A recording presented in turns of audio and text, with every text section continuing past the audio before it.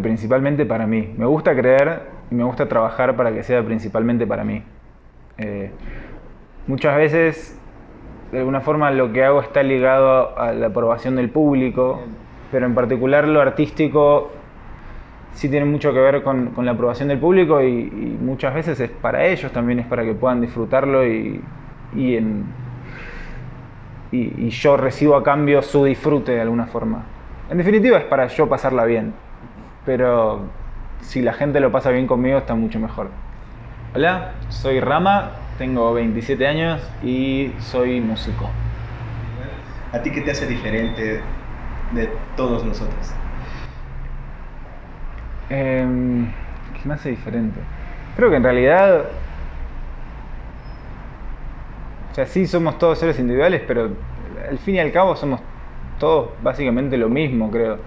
O sea, todos buscamos un poco ser felices y encontrarnos a nosotros mismos a lo largo de la vida, creo. Y todos lo hacemos de formas muy jodidamente distintas. Entonces, realmente no estoy seguro de que haya algo que me haga diferente o que me haga sentir diferente. Creo que soy parte de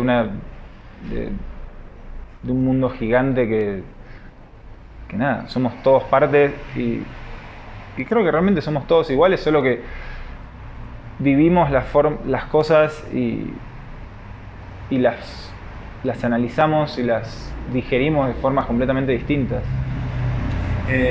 Al ser alguien que viene, digamos, de otras latitudes, ¿tú qué opinas de los mexicanos sin tener que dar un prejuicio o un juicio? Creo ¿Cómo te han recibido? Me han recibido muy bien, la verdad. No puedo decir que me hayan recibido mal en ese sentido. Desde mi experiencia siempre me han tratado muy bien. Creo que todavía me estoy acostumbrando a México y a sus formas. Es muy distinto a como es en Argentina. Creo que también porque somos... O sea, la modernidad es inevitablemente un fruto de lo que pasó. Y la historia de México es muy distinta a la historia de Argentina. Y la historia de México está mucho más arraigada a lo que es Latinoamérica, y Argentina tiene muchas raíces en Europa y inevitablemente nos hace tener idiosincrasias completamente distintas. En concreto me parece que los mexicanos son súper respetuosos de una forma que a mí me encanta, pero que al mismo tiempo han sufrido mucho y se nota en muchas de sus actitudes a veces. ¿Cómo es ser argentino?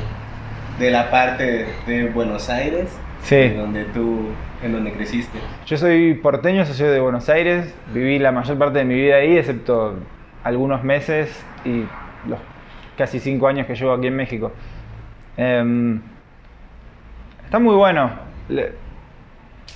Esto de la idiosincrasia que traemos algo muy europeo que nos hace sentirnos muy europeos de alguna forma y no nos hace dar cuenta de que, creo, en mi caso me costó mucho darme cuenta que en realidad tengo mucho más latino que europeo. Pero siendo Argentina como es Argentina, muchas veces es difícil ver eso. Y creo que nos da una percepción bastante errónea de lo que somos. ¿Qué opinas tú de la gente que ha renunciado a sus sueños por tener que integrarse a una sociedad consumista, de seguir una serie de patrones donde te tienes que dedicar a enriquecerte económicamente y lo demás, si llega para ti, qué bueno, pero eso no es el objetivo de estar vivo? Lamentablemente es la gran parte de la mayoría de la población creo que lo hace, y por una única y exclusivamente por una necesidad económica que la sociedad en la que vivimos te obliga a tener que hacerlo de alguna forma. Por suerte, yo tengo la fortuna de hacer lo que me gusta y no tener muchas, digamos, presiones económicas, lo cual hace mucho más fácil que yo pueda hacer lo que yo quiero. Creo que la gran parte de la población mundial no puede hacer eso, entonces me parece súper triste. Me parece que en mi caso me parece increíble, no podría imaginar mi vida trabajando 9 horas por día en una oficina o trabajando 9 horas por día en algo que no me gusta y que no lo disfruto, y salir de ese trabajo con el único objetivo de hacer las cosas que me gustan. Creo que sentiría que estaría desperdiciando mi vida. por lo menos ahora, no sé si dentro de 4 o 5 años, un año me cambia esa percepción. Sí tuve trabajos de oficina y sí tuve esos trabajos de 9 a 5 que me ocupaban gran parte de mi vida. Y me di cuenta que no era lo que me gustaba. O al menos no en los trabajos que tuve. Es una lástima, la verdad. Creo que todos tenemos muchísimo potencial. O sea, la dificultad de las cosas depende de la voluntad que uno le ponga, ¿no? Entonces, esa voluntad creo que lamentablemente se va disminuyendo a medida que las presiones económicas y las presiones sociales se hacen más fuertes, y para mí es súper triste. ¿Nos puedes contar un poco cómo es vivir en Argentina? ¿Es la parte en donde tú creciste? Yo nací en Buenos Aires, en la ciudad de Buenos Aires, en la parte sur. Bueno, no nací ahí, pero la mayor parte de mi vida viví en un barrio que se llama Barracas, que es justo pegado a La Boca, que es como el casco histórico de la ciudad. Y es una zona muy linda, muy muy tranquila, la verdad es como un barrio muy... en su momento era de familias, no sé cómo estará ahora. Creo que sigue siendo muy de familias, muy tranquilo. En general la ciudad es bastante peligrosa, digamos, hay mucha inseguridad, pero en particular justo Barracas está todo bien. Y fui al colegio, o sea, la ciudad de Buenos Aires está dividida, bueno, al igual que acá, o sea, está el DF y está el Estado de México, solo que al ser más pequeño, la Ciudad de México y lo que es la Ciudad de Buenos Aires y lo que es la provincia de Buenos Aires, de alguna forma están más cercanas. Y como Barracas es el último barrio de la Ciudad de Buenos Aires antes de cruzar hacia la provincia, yo iba al colegio en una ciudad que se llama Avellaneda, que es cruzando el riachuelo, son 5 minutos. Y sí era otro panorama, es completamente distinto. De alguna forma la zona sur, creo, esta es una percepción muy propia igual, bueno, como todo, la parte sur de Buenos Aires, de la provincia y de la ciudad, creo que está un poco más relegada económicamente y es un poco más humilde de alguna forma, y sí se nota bastante cabrón. Y Avellaneda en su momento era una ciudad de fábricas, creo, y es como bastante de gente trabajadora y humilde. Obvio hay riqueza y hay nada, pero en general fue muy tranquilo. Una vida, digamos, aparentemente como la de cualquier... Sí, iba al colegio de 8 de la mañana a 5 de la tarde. Creo que no había nada muy particular hasta... creo que no descubrí nada muy particular en mí hasta mucho más adelante, que me di cuenta que había ciertas piezas que no encajaban en los parámetros sociales que veía que la gente estaba como tomando. O sea, mis amigos de toda la vida que creo que siguen tomando. Al vivir, digamos, en las ciudades uno está desvinculado de la naturaleza. Sí. ¿Tú cómo te relacionas con ella? ¿Cómo te vinculas con la naturaleza? Creo que todavía me falta vincularme mucho. Disfruto mucho cuando me siento rodeado de naturaleza. Nunca me di la chance de vivir en la naturaleza, o sea, de pasar mucho tiempo acompañado de la naturaleza. Creo que me gusta mucho. Igual, o sea, siento que inevitablemente, o sea, la naturaleza es todo de alguna forma. O sea, incluso una ciudad de alguna forma es natural, porque solo lo único que la mantiene son los humanos. Porque en cuanto los humanos desaparezcan de cualquier ciudad, la ciudad en 10 años se la come cruda, entonces presente está. Solo que creo que no le prestamos tanta atención. Me encantaría relacionarme mucho más con la naturaleza, la verdad. Me encanta pasar tiempo en la naturaleza. Justo mis jefes, después de muchos años en Argentina, pudieron comprar una casa en el campo, tipo como retirada de la ciudad. Y cada vez que voy a Argentina y puedo pasar unos días ahí es increíble, porque es la paz de la naturaleza. No hay ruidos, o sea, sí hay ruidos como en todos lados, pero el silencio de la naturaleza me parece que es clave, me parece que es súper importante para poder entenderse uno mismo. Hay un momento en el que, digamos, viviendo ahí en Barracas, decides emprender un camino distinto. Porque, digamos, vivías en Barracas, ¿te vas a algún otro lugar en Argentina o de ahí vienes a México? No, viví sea, vivía en la casa de mis jefes hasta como los 19, 20 años. Y ahí por suerte tenía un trabajo que dentro de todo me gustaba y económicamente era viable. Entonces me renté un departamento en el mismo barrio porque todos mis amigos vivían ahí cerca. Entonces me era mucho más fácil vivir ahí y tener amigos que me pasaban a visitar todos los días. O sea, creo que a los 20 me mudé solo. Y a los 20 años en ese momento era el único de todos mis amigos que vivía solo prácticamente. Entonces mi casa era como claro, era el lugar del hangout. Y además era muy curioso porque el departamento donde vivía era el único de todo el edificio que vivía ahí, los demás eran oficinas. Entonces yo con 20 años, con un relativo buen pasar económico, muchos amigos cerca y un departamento prácticamente, un edificio prácticamente abandonado todos los días a la noche, la verdad es que nos la pasábamos bastante de fiesta y nos la pasábamos bastante bien. Y viví ahí como un año, y en ese año, en realidad, antes de mudarme a ese departamento ya tenía la idea de que no me gustaba mucho, o sea, tenía ganas de salir de Buenos Aires, o de Argentina en general. Pero puse en la balanza y dije, bueno, tampoco nunca viví solo, tengo una buena chamba que me gusta, estoy rodeado de gente que me cae bien. Entonces dije, bueno, me quedo un rato más, pruebo vivir solo, pruebo cómo es la vida de adulto, digamos. De adulto estereotipado, que yo en ese momento creía que era un adulto. Sigo creyendo que es un poco.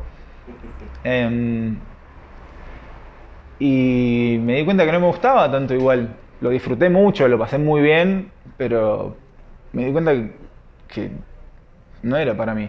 O al menos no lo es todavía. Quizás en algún momento lo sea. Ojalá no. Nunca se sabe, qué sé yo. Mientras uno sea feliz, qué sé yo. ¿Cómo rompes con esa idea de vida? ¿Qué sucede en tu vida que hace que digas, está muy padre, está muy bonito, está muy bello, pero tengo hambre de otras cosas? No sé si hubo algo en particular que me haya hecho romper. No hubo una situación que yo haya vivido. Creo que sí tuvo que ver mucho el apoyo de mis jefes y de mi familia en general. Bueno, mi familia en general es como pequeña. Somos mis jefes y mi hermano y después como primos y así, pero no soy muy... O sea, sí los quiero un chingo y los amo y todo, pero no somos como súper unidos al resto de la familia de alguna forma. Pero mis jefes y mi hermano siempre han sido un punto de apoyo que para mí fue esencial y creo que sin su apoyo no hubiera hecho todo lo que hice hasta el momento y creo que no podría seguir haciéndolo. Creo que eso sí fue esencial. Más allá de eso, creo que lo que me hizo querer salir era el darme cuenta que en realidad una persona de 1,80 m como yo y de 60 kilos para la Tierra y para el mundo y para el universo no representa nada y que todo es gigante y que hay un montón de lugares en los cuales puedo ser lo que quiera. Porque también viviendo tantos años en un solo lugar, uno como que se crea o sea, sos algo para un lugar. O sea, yo en ese momento ni siquiera era Rama. O sea, a mí durante todo el colegio, desde como segundo grado, me decían Ricky. Por una anécdota muy particular, muy pendeja, que un día un amigo vino y me dijo, ¿te pareces a Ricky Martin? Fue una vez y desde ese momento nunca más me pude sacar el que me digan Ricky. Hasta que más o menos pude despegarme de eso. Pero digo, era algo que inevitablemente se construyó durante muchísimos años. Y creo que quería romper un poco con eso. Creo que quería ver qué más había dentro mío, porque es muy difícil romper en eso en un ámbito que ya conoces, que todo el mundo te conoce, que si querés cambiar algo muchas veces a veces es difícil por prejuicios, por lo que sea. Es muy difícil romper con algo tan establecido en un lugar que te sentís tan cómodo. ¿Hay una diferencia entre Rama y, digamos, tu nombre de pila o el nombre que te pusieron tus padres? O sea, mi nombre en realidad es Ramiro. Rama lo adopté en realidad porque me quería sacar Ricky de encima. O sea, durante muchísimos, pero realmente muchísimos años, he cursado años enteros de la secundaria con gente que pensaba que me llamaba Ricardo. Y llegaba un punto en el que, ¿no te llamabas Ricardo? No. Y Rama creo que siempre me dijo mi jefe, ni siquiera mi mamá. mi padre siempre me dijo rama y en algún momento me gustó y dije, está bueno, qué sé yo. Y lo adopté sencillamente porque quería deshacerme de lo otro, básicamente. Podría haber sido rama, podría haber sido cualquier otra cosa. Dicen que cuando uno encuentra su nombre... Me gusta bastante, la verdad. Me gusta bastante y me siento bastante cómodo con él. Porque sé que teóricamente es un dios de la cultura Krishna o algo así. Y además es una rama, nada. O sea, no es nada más que una rama, donde crece y ya. Entonces... hace sus funciones y... cumple sus funciones y nada más. Y si pasa desapercibido está bueno también. Pero, o sea, lo importante es que es esencial pasando desapercibido. ¿Tus papás, tu familia de origen provienen del mismo lugar? ¿Ahí se conocieron ellos? ¿O venían de provincias distintas? No, son los dos de Buenos Aires. O sea, de distintas partes de Buenos Aires y ambos con familias completamente distintas, pero los dos de Buenos Aires. ¿A qué se dedican? ¿O a qué se dedicaban cuando ellos eran, antes de concebirte, digamos? ¿Qué sabes de ellos? Antes de concebirme, la verdad es que desconozco un poco. Para mí y para mi percepción de la vida, mi percepción de lo que ellos hacen está muy, muy relacionado con el mundo de la música. Mi papá trabajó muchos años para MTV, Latinoamérica, y mi mamá trabajó muchos años haciendo prensa de bandas. En general, prensa en general, pero muy, muy dedicado a la música. Entonces, me tocó crecer en un ámbito rodeado de música todo el tiempo. Mi hermano también es muy melómano. Mi hermano trabaja desde que tiene conciencia, creo. Trabaja también en el ámbito de la música porque le encanta, pero trabaja más desde la parte como empresarial y más como no en la parte artística, digamos. Igual sí conlleva mucho arte lo que hace, pero no particularmente en el crear música. Lo cual es muy curioso porque él empezó a hacer música muchísimo antes que yo y yo empecé a hacer música gracias a él de alguna forma, porque lo veía a él. ¿Él es mayor? Él es más grande, tiene 4 años más grande. Imaginemos a tu papá, a tu mamá juntos, cortejando a tu mamá, bla, bla. ¿Y qué crees que haya hecho que decidieran hacer vida juntos? Creo que puedo responder eso a partir de lo que veo hoy en día. No sé si... O sea, creo que se conocieron en el año 83 o algo así. No sé si en ese momento se dieron cuenta, pero siempre fueron muy, muy compañeros. Siempre fueron muy compañeros. Me imagino que les pasa algo muy parecido a ustedes dos porque más o menos siento como lo mismo. Pero siempre hicieron muy buen equipo, con sus roces y con sus peleas y todo, pero siempre se apoyaron mucho y siempre fueron eso, muy, muy compañeros. Como que había un núcleo ahí muy, muy fuerte. Y no sé si se habrán dado cuenta cuando me concibieron, pero desde que yo tengo uso de razón que sí lo sentía. Muy probablemente hasta haya una música que haya sido el soundtrack de ese... De hecho, se conocieron en un festival de música. O sea, creo que la verdad es que desconozco la historia con detalles, pero creo que la historia es que mi mamá estaba con una amiga en un festival de música y mi papá estaba sacando fotos de prensa para algo y les tomó una foto y mi mamá como que le pidió el contacto para que después se la pase, o mi papá le dio el contacto, no sé, algo así. Y cuando le dieron la foto, nada, ahí se conocieron y creo que empezaron a salir. No, desconozco, nunca les pregunté, o sea, sé que es algo así, pero nunca les pregunté más allá de eso. ¿Tú consideras que tu familia tiene una educación más conservadora o más liberal? Es que creo que ni siquiera es conservadora o liberal, es muy rupturista la forma en que creo que me criaron a mí y a mi hermano. Y creo que entre ellos también tienen una relación bastante rupturista en general. Es una pareja muy típica, igual, están juntos hace muchos años, pero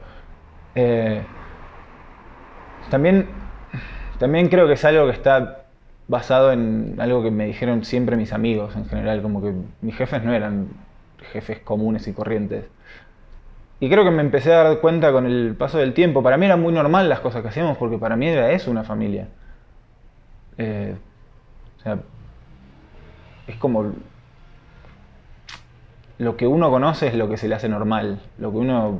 Con lo que uno crece es lo que adapta a lo que considera que es común y corriente. Y para mí era súper común y corriente tener una familia así.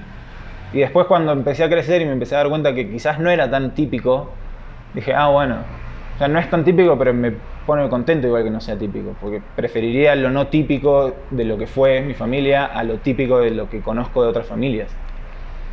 Pero no, creo que no hubo cosas muy normales en la familia. Nada igual tampoco así disparatado, pero creo que puedo asegurar que no éramos una familia tipo. Sí en el sentido de mamá, papá y 2 hijos, pero no en el sentido en el que nos relacionábamos entre nosotros y la forma en que se relacionaban mis jefes conmigo y mi hermano con mis jefes y mis jefes entre sí y yo con mi hermano. No, vale aclarar que también en mi familia vivió mucho tiempo con nosotros mi abuela, la mamá de mi mamá, y como 20 años, 25 años. Y también era una parte fundamental de la familia que quizás no sé si es tan típico en las familias. Quizás sí, pero era como una segunda madre y también siempre estuvo muy presente. Lo cual también cambiaba un poco la dinámica de la familia, porque estaba inevitablemente, vivía en la misma casa que nosotros. Siempre mi jefe fue como muy jodón, siempre como muy bromista. A veces inofensivamente, o sea, inofensivamente en sus ganas y en lo que él quiere generar. Siempre desde un lado muy inocente. Es muy, muy bromista y de una forma a veces muy ácida. Y nada, creo que eso no es tan típico en un padre. Pero también a mí me dio un sentido del humor muy particular, obvio. Creo. ¿Cómo se llama tu papá? ¿Su nombre completo? Carlos Alberto. ¿Apellidos? No. Vázquez. Okay. Uno solo. Ok. Así es, eso es lo típico. De hecho, eso es algo que a mí me llama mucho la atención. En Argentina es muy, muy típico que haya solo un apellido y solo un nombre. Y acá, de hecho, hay muchas veces que lleno papeles y así me dicen, ¿segundo nombre? No tengo. Ah, ok, ¿y segundo apellido? No tengo. ¿Cómo no tiene? No tengo. De hecho, hay una app que es muy curiosa, no sé si es la del celular. Como mi cuenta de banco, claro, me pide los 2 apellidos y como no lleno el segundo y no puedo poner nada, no me deja hacer pagos online, por ejemplo. Pero nada, o sea, es una pendejada en realidad. Pero es eso. Carlos Alberto Vázquez y mi mamá se llama Amelia Álvarez. Ok, gracias. Nos has contado un poco que era una convivencia muy bonita, ¿no? A diferencia de hoy día, ¿cómo podrías tú mirar a tu familia comparándola con las familias en Argentina para dar esta sensación de que pues, las cosas estaban bien? Por, digamos, todas las circunstancias que habían pasado, ¿no? Venía el golpe de Estado, venían saliendo como de todo. Sí. No sé cómo está ahora la Argentina, la verdad. Y no tengo muchos ejemplos de familias cercanas que yo pueda decir, bueno. O sea, la mayoría de mis amigos y las personas con las que les mantengo en contacto no suelen ser padres de familia y no suelen tener una familia armada. Entonces, no tengo como la información desde adentro de cómo es una familia hoy en día.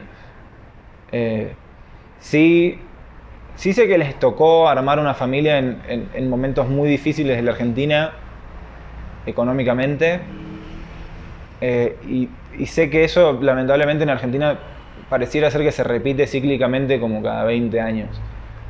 Entonces sé que creo que todas las generaciones somos producto de algún tipo de crisis. O sea, como que nuestros padres han tenido... O sea, si yo hubiera sido padre o si yo fuera padre hoy en día y viviera en Argentina, inevitablemente creo que estaría pasando por una crisis, porque Argentina está pasando por una crisis. Entonces, creo que todas las parejas de padres y madres, o todas las parejas que eligen tener un hijo en su vida, sea hijo propio o adoptado, de la forma que ellos elijan, creo que todos tienen lamentablemente que vivir con eso de tener que atravesar una crisis. Digo lamentablemente porque me imagino que debe ser muy desesperante tener bocas que alimentar y saber que quizás no puedes llegar a fin de mes por circunstancias que escapan a tu poder, porque realmente, o sea, no tiene nada que ver con lo que vos hagas. El apoyo que te da tu familia te ayudó a ser hoy quien eres. Sí, creo que sin su apoyo no habría logrado lo que me gusta creer que logré. Debe haber sido muy difícil igual para ellos, porque al haber trabajado mucho tiempo, bueno, mi papá sigue trabajando, mi mamá ya no, o sea, sigue trabajando pero no en el sector de la música. conocían mucho el ambiente y saben que es un ambiente bastante hostil y bastante complicado a veces. Y que realmente es muy difícil vivir de la música de la forma que nosotros queremos vivir de la música. ¿En algún momento ellos te llegaron a decir, mejor sigue un camino no, un poquito más? Jamás. O sea, jamás de esa forma. Jamás desde que terminé la secundaria, que no quise ir a la universidad, hasta hoy en día, jamás me han dicho, quizás es momento de que hagas algo más. O sea, siempre han deslizado de forma muy sutil y muy cariñosa la posibilidad de que sí puedo hacer otras cosas y que no es la única opción esto, ¿no? Pero no, nunca fueron de detenerme a hacer lo que quisiera. O sea, sí, inevitablemente me imagino que tienen los miedos que tiene cualquier padre, que no me los puedo ni imaginar, sobre todo cuando tenés un hijo que vive a 12.000 kilómetros de distancia. Inevitablemente creo que seguís sintiendo que es un niño, porque también, obvio, o sea, si comparás a una persona de 27 años como yo con alguien que tiene 56, posiblemente siga siendo un niño de alguna forma. Pero no, nunca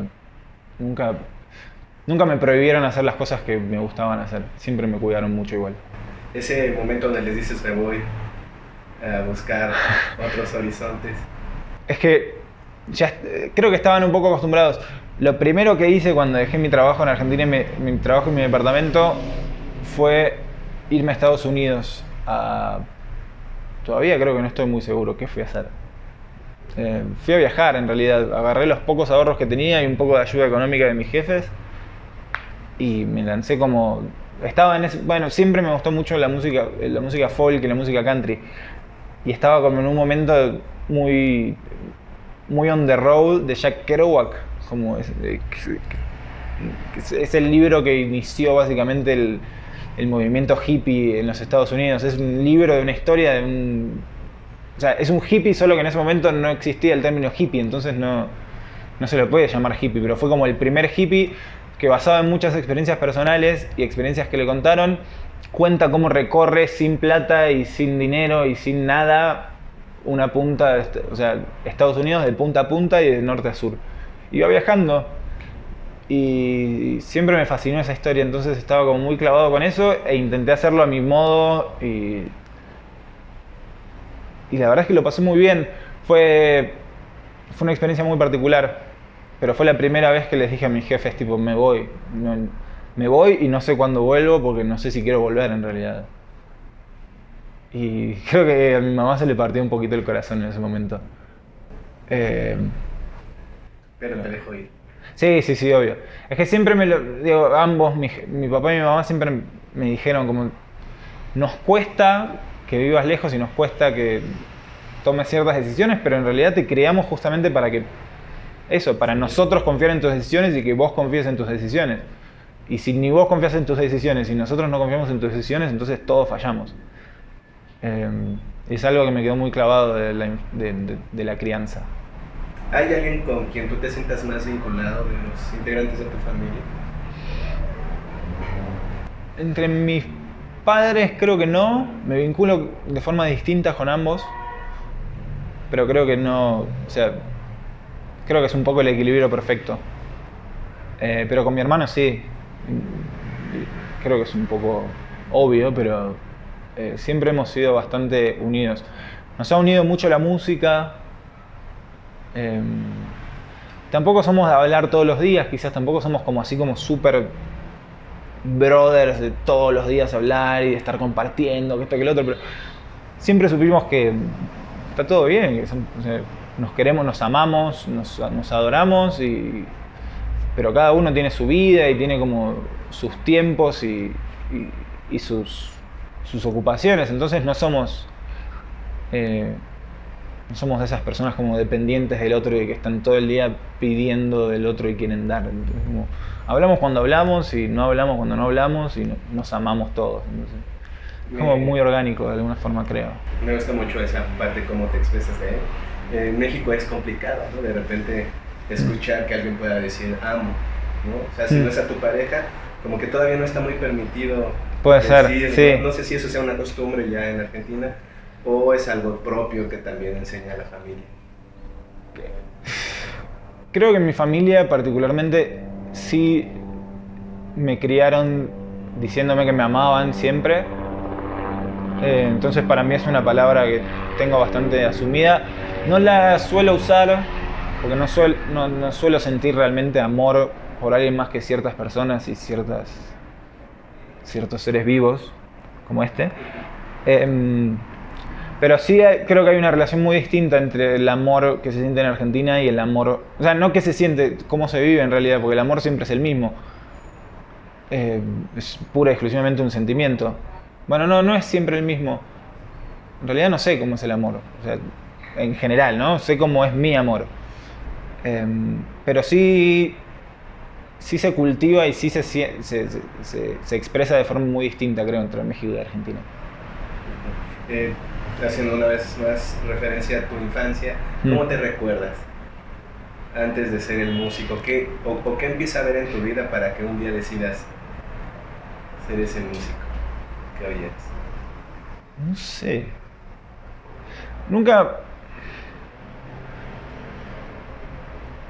Creo que nunca me sentí en realidad como parte de algo. O sea, siempre veía a mis amigos que tenían como obsesiones muy clavadas y cosas que les gustaban mucho, y a mí también, solo que lo puedo ver ahora, ¿no? En ese momento quizás no me daba cuenta, pero como que eran por etapas. Quizás me pasaba 2 años soñando con ser futbolista, después otros 2 años dándome cuenta que en realidad no era tan buen futbolista, entonces quería ser periodista deportivo. Después de eso, no sé qué más quise hacer. Creo que son las 2 profesiones que recuerdo que de pequeño quería hacer. Pero tampoco, o sea, hoy en día, por algo no lo fui y por algo no siento que tendría que haber sido eso. No es que siento un sentimiento de decir, ay, tendría que haber sido futbolista. Es como, lo quise ser en algún momento, pero, o sea, la realidad decantó en que no iba a poder ser futbolista porque no tengo la disciplina que requiere un futbolista, creo.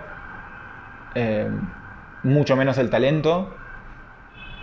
Y periodista, en estos 2 casos en particular, ¿no? Periodista creo que no podría haber trabajado en un medio de la forma en la cual trabajan los periodistas tradicionalmente. O sea, quizás si quisiera ser periodista me podría haber inventado un medio de comunicación a través de YouTube, no sé, pero tradicionalmente el trabajo del periodista hoy, como lo veo hoy, me parece un poco desagradable en general. El periodista tradicional, ¿no? Tipo el de una TV, el de un CNN, el de un Televisa, el de un... no sé. Fox Sports. Claro. Sí, periodistas de cualquier tipo me parece que el periodismo perdió un poco lo que era en los 50, ¿no? Como el sueño de ser periodista por hacer una investigación y sacar a luz la verdad. Me parece que las corporaciones terminaron comprando todo y lamentablemente hoy en día un periodista tiene otros intereses que no tienen que ver con la verdad. Sí. O tienen que ver con una verdad, pero no tienen que ver con la verdad general. Viniendo de Argentina, donde pues creo que el acta dice futbolista o dice ¿qué será? Rockero. Sí, sí. Como o sea, sí, creo que también un poco era parte de eso, ¿no? Tipo, creo que gran parte de los niños y no sé si las niñas, pero los niños en Argentina crecen queriendo jugar al fútbol, porque en Argentina realmente el fútbol es un mundo entero de sensaciones y de obsesiones y de fanatismos muy, muy cabrones. Y creo que igual eso también tiene que ver mucho con la idiosincrasia argentina. Estamos muy acostumbrados a que haya 2 equipos de todos lados. En el fútbol es Boca River, en la política es el peronismo o el radicalismo en su momento, ahora es el peronismo o el macrismo. Son los 2 ejemplos que se me ocurren ahora, pero si lo sigo pensando posiblemente lo pueda encontrar en todos los ámbitos de la Argentina. Siempre tiene que haber 2 bandos y siempre tiene que haber una grieta en el medio. ¿En la música los hay? Sí. Digamos, aquí llegan, yo espero así sea, pues lo bueno, lo mejor. No sé si está como aquí el pop muy comercial. No, es que lamentablemente no han llegado bandas muy buenas acá. Pero sí, en Argentina sí, y de hecho el más conocido creo que es Soda Stereo versus Los Redonditos de Ricota. Que surgió o sea, cuando recién estaban empezando las bandas, que Soda Stereo era como la banda más fresona y Los Redondos era como la banda más popular. Que inevitablemente sigue un poco estando esa como dicotomía presente, pero creo que un poco ya nos la quitamos de encima. Principalmente porque ninguna de las dos bandas siguen tocando, pero sí, creo que a cualquier ámbito argentino que lo traslades existe los dos bandos y una brecha gigante en el medio que nos separa. Tendríamos que aprender a convivir un poco más. Yo creo que sí. Yo creo que sí, porque creo que no es realmente sano. Hay mucha violencia en el medio, hay mucho racismo en el medio, hay mucha xenofobia, hay mucho odio generalmente. Pero porque te enseñan a que tu equipo está bien, lo que está en el medio te separa y el otro lado está completamente equivocado. Y lamentablemente eso creo que tiene consecuencias muy graves. ¿Qué crees que sea lo que cambie? El salirte y observar desde fuera una educación más en mi caso creo radical. En mi caso creo que fue un poco una sumatoria de todas las cosas, pero creo que sí es fundamental el hecho de poder salir y vivir. Primero y principal, creo que pasar tiempo solo. Me pasó mucho en Estados Unidos también. Al estar en Estados Unidos, que es, si bien hablo bien inglés y me defiendo muy bien, hay algo en la naturalidad de las palabras en español que me ayudan a construir conceptos que en inglés no puedo quizás. Y el entablar una conversación profunda con alguien en inglés quizás no tengo esa capacidad. Entonces, inevitablemente me obligaba a pasar mucho tiempo hablando conmigo mismo y no relacionándome tanto con otros. Creo que eso me hizo muy bien. Cada tanto lo sigo aplicando. No es un proceso fácil, porque terminás discutiendo con vos mismo cosas que quizás no estabas dispuesto a discutir. Pero que está bueno. Tomando esto del idioma, ¿lo aprendes en la escuela, en el colegio? ¿Lo aprendes por tu lado? En mi caso lo aprendí más por mi lado que en la escuela. Recuerdo que siempre en la escuela teníamos clases de inglés y yo era la única clase para la cual nunca estudié. Hacía todos los exámenes y me sacaba siempre 10, pero nunca estudié para inglés. Creo que esto es producto de una crianza también muy pegada a una televisión y a una televisión que muchas veces estaba en inglés. Porque mi jefe trabajaba en MTV, porque mi jefe tenía chance de viajar mucho a Estados Unidos y traía películas en inglés subtituladas, traía DVDs subtitulados. En Argentina tampoco, bueno, acá creo que tampoco. Pero sé que en España, por ejemplo, no sé si sigue rigiendo, pero durante muchos años los cines estaban obligados a doblar las películas. Y mal que mal, cuando sos niño y tenés 5, 6, 7 años y te ponen un idioma extranjero adelante y te ponen subtítulos abajo, como sos una esponja empezás a absorber. Y creo que lo absorbí durante muchos años y aprendí a hablar inglés de la practicidad de mirar una tele y mirar películas y escuchar música. Obviamente después lo perfeccioné en la práctica, ¿no? de hablar inglés con otras personas. Pero creo que es algo que me pasó y no me di cuenta. Y no me di cuenta mientras me estaba pasando. Pero estuvo bueno, la verdad, porque sí me ayudó mucho. ¿Qué emoción te caracterizaba o te caracteriza?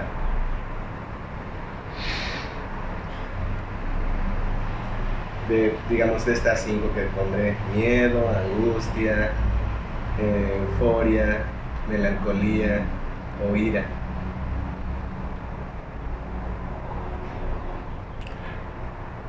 Creo que es entre todas esas, creo que tendría que inevitablemente elegir como un punto medio entre angustia y melancolía, de alguna forma. La angustia o sea, me encanta la forma de vida que he elegido, pero también es muy incierta, de alguna forma. O sea, alguien que quizás tiene un trabajo, fue a la universidad y sabe realmente lo que le gusta, y sabe lo que lo apasiona, y tiene una carrera, y tiene creo que quizás tiene una proyección a futuro mucho más clara. En ese sentido yo no la tengo. O sea, sé lo que me gusta, pero sé lo que me gusta hoy. No sé lo que me va a gustar mañana quizás. Creo que en realidad nadie sabe eso. Pero creo creo que si alguien que hizo una carrera y que dedica mucho tiempo a algo, es más posible que eso le guste a lo largo de toda su vida. En mi caso, como yo no sé qué carajo voy a hacer dentro de 5 años o dónde voy a estar, porque mi experiencia dicta que hace 5 años jamás me imaginaba que iba a estar en el lugar que estoy ahora. Pero jamás de los jamases. O sea, ni en mis más locas fantasías me imaginaba que iba a estar en una banda viviendo en México hace 5 años. Que parece algo muy sencillo de alguna forma, pero X. En ese sentido, la angustia creo que me caracteriza bastante. El hecho de no poder sentir que proyecto a futuro o no poder ver de acá a 5 años dónde me veo de alguna forma. Sí me genera mucha angustia, no me genera tristeza, por ejemplo. Y melancolía porque creo que inevitablemente también en esto de la angustia y del no poder proyectar hacia adelante, uno está viendo constantemente, uno no, yo estoy viendo constantemente hacia atrás y ver las cosas que viví y que hay algunas que estuvieron muy cabronas y me hicieron muy felices y decir, bueno, pero si eso me hizo muy feliz y quizás hoy en día no soy tan feliz como en ese momento, ¿por qué no estoy haciendo lo que hice en ese momento, no? Pero creo que es parte un poco de la evolución, ni siquiera lo llamaría de evolución, del cambio, ¿no? De uno querer cambiar y de ver qué hay. La alimentación es un tema muy importante en estos tiempos. ¿Cómo ha sido este proceso de cambiar a una comida más saludable? O sea, sí en términos generales creo que haberme hecho vegano hace ¿qué? 1 año y medio. Sí creo que en términos generales es un poco más sano. También hay mucho prejuicio en cuanto al veganismo y se cree que uno es aburrido y dos que es pura y exclusivamente sano. No estoy tan de acuerdo con las dos. O sea, no creo que sea tan aburrido. Sí, quizás es un poco más complicado. Y sí creo que es un poco más sano, pero tampoco es que la bestialidad de que ahora mi cuerpo soy el terrible, el Hulk. O sea, sí me siento mejor, pero también creo que es porque dejé de comer animales muertos. Entonces, bueno, en ese sentido sí creo que es muchísimo más sano, por ejemplo. ¿Llega a ser contrastante llegar a Argentina y el paraíso la última vez que fui, de la carne? Que fue en agosto del año pasado, y recién, o sea, había empezado a ser vegano hace medio año, creo, 1 año menos. Y sí fue bastante difícil, también porque el veganismo conlleva mucha convicción y conlleva muchos esfuerzos que uno tiene que estar dispuesto a hacer para no caer en la comodidad de comer o queso o carne, sobre todo en Argentina. Y sí fue bastante difícil. No hay muchas opciones. Y en Argentina generalmente todo o lleva huevo, o lleva algún tipo de lácteo, o directamente es carne. Entonces, sí fue bastante particular. ¿Tú qué consideras que es mejor? O bueno, supongamos, en una idea. ¿Comer en comunidad o comer solo? Es decir, compartir con alguien el momento de la comida. Me parece que si uno comparte el momento de la comida con alguien con quien se siente cómodo, es algo muy productivo y es algo muy emocionalmente redituable, digamos. Sí creo que vale mucho la pena. En mi caso en particular, creo que no tengo ningún amigo vegano, digamos. Entonces a veces sí es más difícil esta parte social de ir a comer con alguien. Y justo ayer con un amigo, hablando, me dice, boludo, o sea, es una hueva salir con vos a algún lado porque no podés compartir una comida. Yo le digo, bueno, pero al fin y al cabo quizás lo que tenemos, o sea, quizás con compartir la mesa es suficiente. Me dice, no, pero estaría bueno poder compartir una comida porque hay como toda una cuestión social alrededor de la comida. O sea, sí, es verdad. Y nada, eso, es verdad, pero qué sé yo, es un preconcepto social nada más, creo. Okay. En esta última parte sobre la alimentación, más o menos cómo es tu comida, en qué está basada. Basada pura y exclusivamente en plantas. ¿Te cuento un poco la rutina de mi comida? Mayormente tiene muchas legumbres tiene muchas frutas y tiene bastantes verduras. Principalmente legumbres, lo que más consumo son garbanzos, habas y lentejas. Y bastantes frijoles, que no sé si es una legumbre técnicamente, pero bueno, frijoles. Y arroz. Tampoco sé si es una legumbre, creo que no, es un grano. Frutas me encantan, siempre me gustaron mucho las frutas y creo que en México además me ha dado la posibilidad de descubrir frutas nuevas y que es económicamente muy barato. Entonces disfruto mucho de cualquier tipo de fruta prácticamente. Verduras también hay una variedad muy cabrona. En Argentina hay bastante variedad de verdura, creo que no hay tantas frutas. Y me vuelve loco el aguacate, que igual sé que no está bueno porque hay un pedo ahí ecológico con el aguacate, del cual lamentablemente soy parte, pero me encanta el aguacate, me vuelve loco.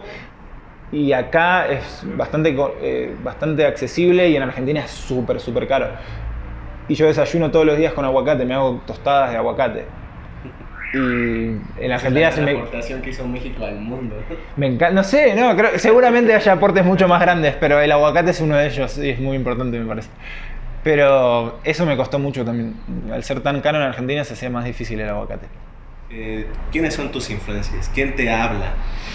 ¿De dónde sacas el arte que tú realizas? ¿De dónde lo saco? O sea, en lo práctico creo que lo saco o de libros, o de música, o de YouTube, de alguna forma. YouTube ha sido una fuente de información bastante importante en los últimos años en mi vida. Y me parece que es una plataforma súper rica y súper importante en la modernidad. Obvio que es súper importante, pero me parece que sí está jugando un papel clave en cómo se redefinen ciertas cosas y cómo se piensan algunas cosas que sí siento que necesitan ser repensadas y necesitan ser sacadas de los moldes en los cuales están. Creo que principalmente esas son mis fuentes de información. Y en personas en particular, generalmente suelen ser músicos, porque la música es gran parte de mi vida.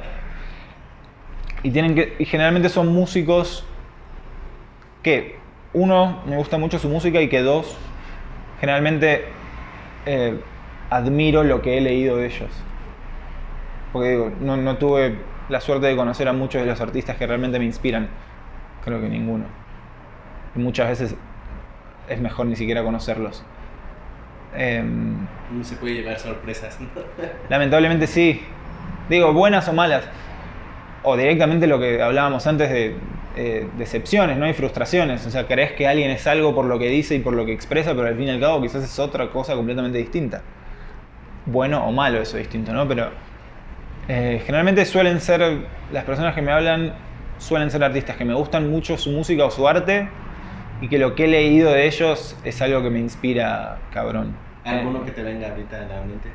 Los dos que siento que más me... O sea, tengo uno que siempre fue así y tengo uno que ahora estoy muy obsesionado con él.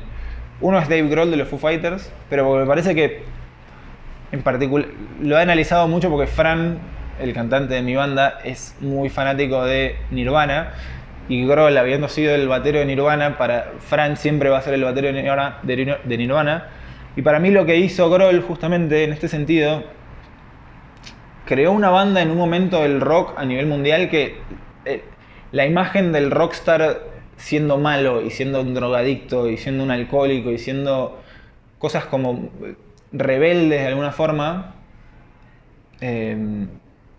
estaba muy presente esa imagen de la estrella de rock. Y me parece que Dave Grohl es completamente lo opuesto. Me parece que es un tipo súper transparente, me parece que es una buena persona, me parece que es súper tranquilo, es cero como poser de querer ser, de wannabe. O sea, para mí es el frontman número uno del rock a nivel mundial. Y así todo, parece un tipo súper normal y parece como súper down to earth, como con los pies sobre la tierra. Y eso a mí me parece increíble, que quien yo considero el rockstar número uno del mundo sea alguien tan común y sea tan poco Wannabe para mí es increíble y creo que realmente rompió con ese estereotipo del rockstar. Él es uno y el otro es un cantautor británico que se llama Nick Drake, que falleció hace muchos años, pero que siempre me gustó. Y hace poco un amigo me prestó un libro de su biografía, no sé ni siquiera su biografía, de alguien que escribió una parte de su vida. Y me pareció increíble, sabía algo de su vida por lo que había leído, pero haber leído ese libro me cambió realmente la percepción de él. Nosotros creemos que también se necesitan maestros de vida o guía o mentores. ¿Tienes alguno de carne y hueso? Sí. Que de repente te diga, por aquí no. Sí, pero creo que no son... A ver, no sé si son personas que han estado a lo largo de toda mi vida. Creo que son personajes que han aparecido en mi vida que por alguna razón se diluyen o siguen estando, pero quizás aparecieron hace poco. Creo que mis compañeros de banda de alguna forma lo son. En particular creo que Diego Herrera lo fue en su momento para mi banda, para mí. Hoy en día ya no lo es sencillamente no porque haya mala onda ni porque nos hayamos peleado, sino porque nos distanciamos por cuestiones lógicas de la vida. Él tiene su proyecto, yo tengo mi proyecto y quizás ya no nos relacionamos tanto como antes, pero Diego sí fue un muy buen maestro. También igual de cada uno agarro lo que siento que me sirve más a mí, ¿no? O sea, creo que es muy difícil tener un maestro pleno, ¿no? Porque es poner mucha presión en otra persona. Entonces prefiero de alguna forma quizás como ver lo que más me gusta de ciertas personas y agarrar, decir, bueno, de este puedo sentir esto y de esto puedo sentir esto y de esta persona puedo agarrar esto y como armar. Es como un poco la película esta, la de Fragmentado, ¿la vieron? Que tiene como 18 personalidades en uno. Bueno, me gusta creer que un poco es así y me parece que esa película es un poco, de alguna forma, una metáfora de eso. O sea, todos somos muchas cosas que tenemos adentro de muchas otras personas y aprendemos a convivir con ello como podemos, creo, o como mejor queremos. Si pudiéramos tomar esta metáfora de meternos un día en la mente de Rama, ¿qué encontraríamos? Bueno, creo que mucho desorden, mucho desorden, principalmente.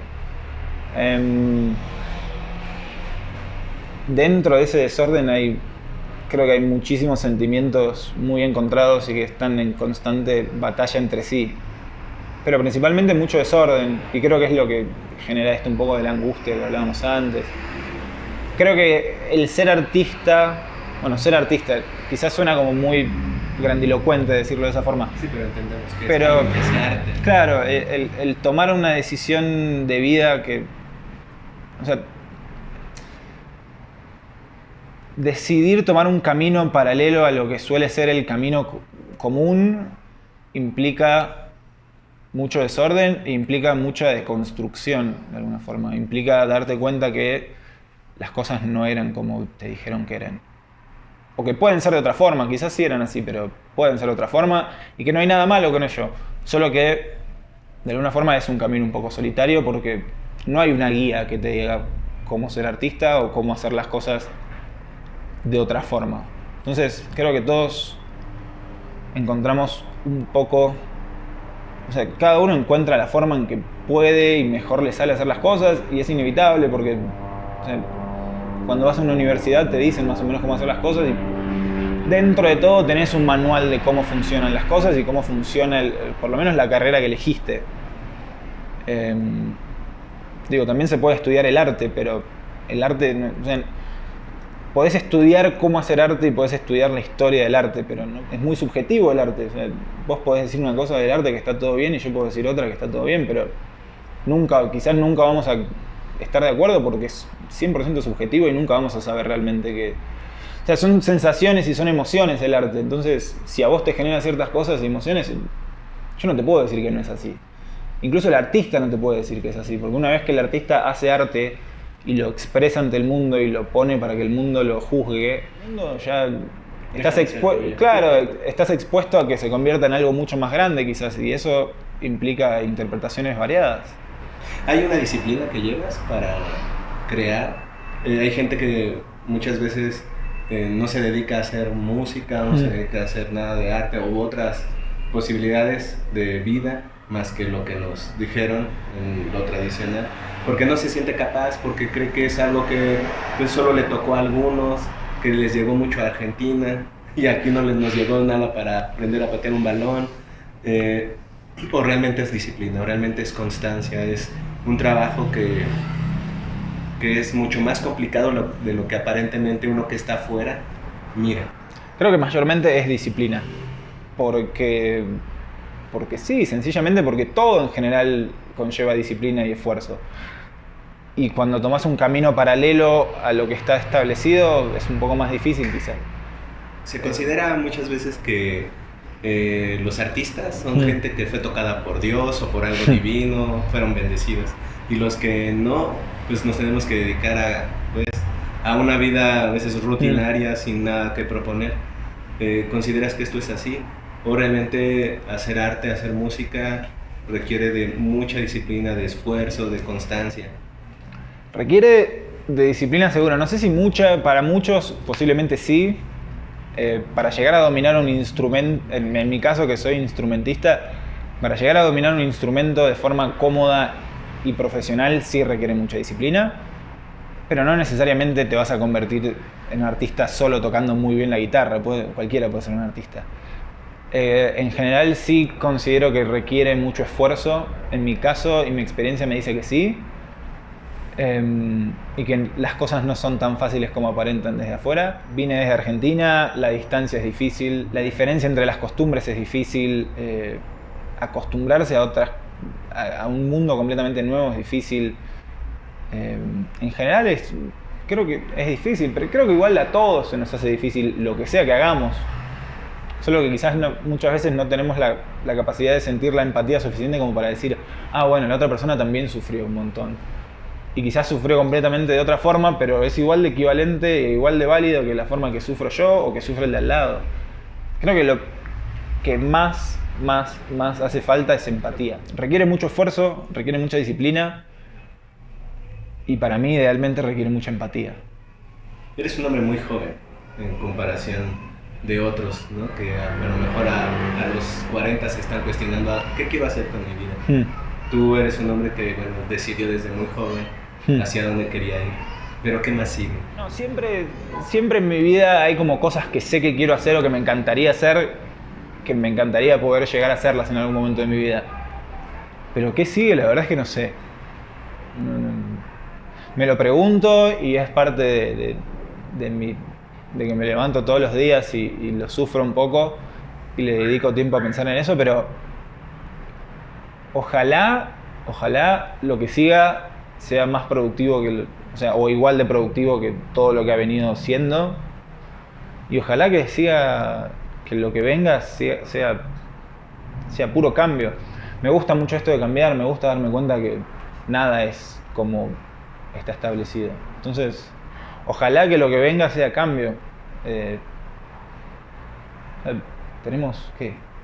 70, 60, 90, 100 años, 40, 27, los que sea, para hacer lo que querramos. Entonces me parece un poco, no quiero decir ridículo porque es un poco fuerte quizás y quizás es un poco ofensivo, pero sí me parece muy conformista el hecho de quedarse sentado en un solo lugar y de no tener, por lo menos, las ganas de cambiar. A veces es muy difícil realmente y a veces quizás no es posible y no es viable. Pero creo que mínimo con las ganas ya es